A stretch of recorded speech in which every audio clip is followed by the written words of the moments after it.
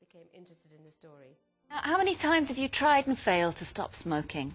Now, a brand new way to give up has been launched, which claims a 70 to 90% success rate, depending on how many treatments you have.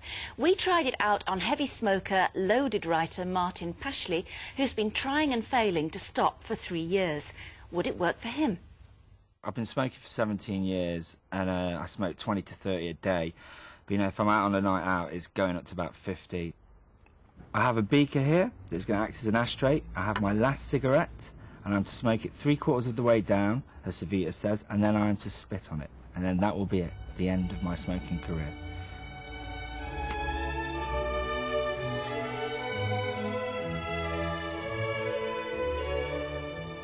So, Savita, I've got this pretty disgusting pot of my phlegm and an old cigarette. Now, could you explain how exactly this is going to stop me smoking? Yes, Martin. What we're going to take is the cigarette in the beaker and put it in the machine. The energy pattern of the nicotine is inverted and sent to you via electrodes to neutralise the original pattern. So it's like fighting the nicotine inside my body. Basically, it's a law of physics. Yeah. A mirror image over the original image will neutralise itself. Therapy time is variable, and I'm going to put it up to 18 minutes. What's the average sort of time? For nicotine, 18 minutes. Okay. What the machine does, it brings you back to the original state before you had your ever first cigarette, and so your body loses the memory of nicotine. So nicotine is starting to come out of his body even though we're only 7 minutes into the treatment. So hopefully I should be quite an easy treatment. Hopefully, that would be very nice. Oof.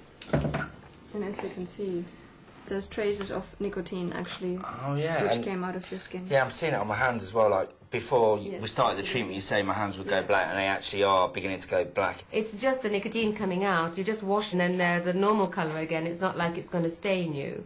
There's just one last thing now. I want the packet of cigarettes that you came in with. Okay, here you are. And hopefully that'll be the last cigarettes I've ever had in my life.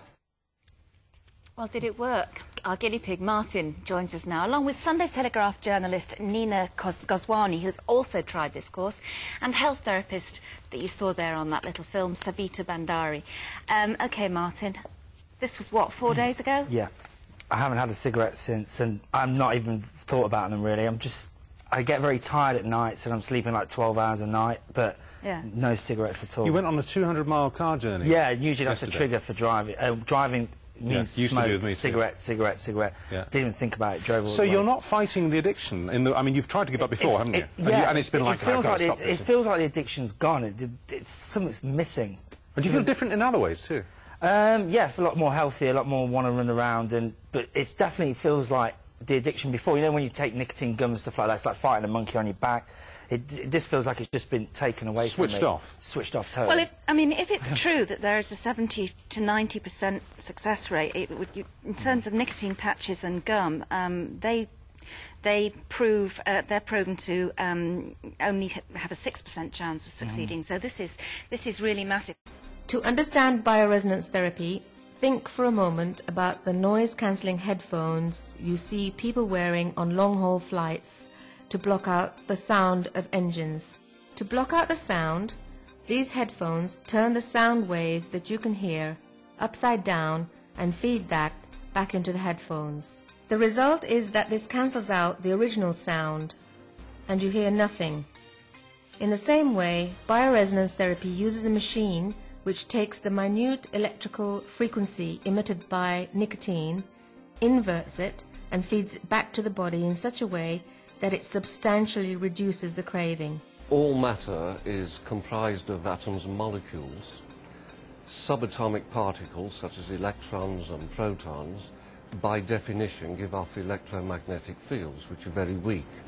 Therefore, every substance, including the human organism, is in essence an information field.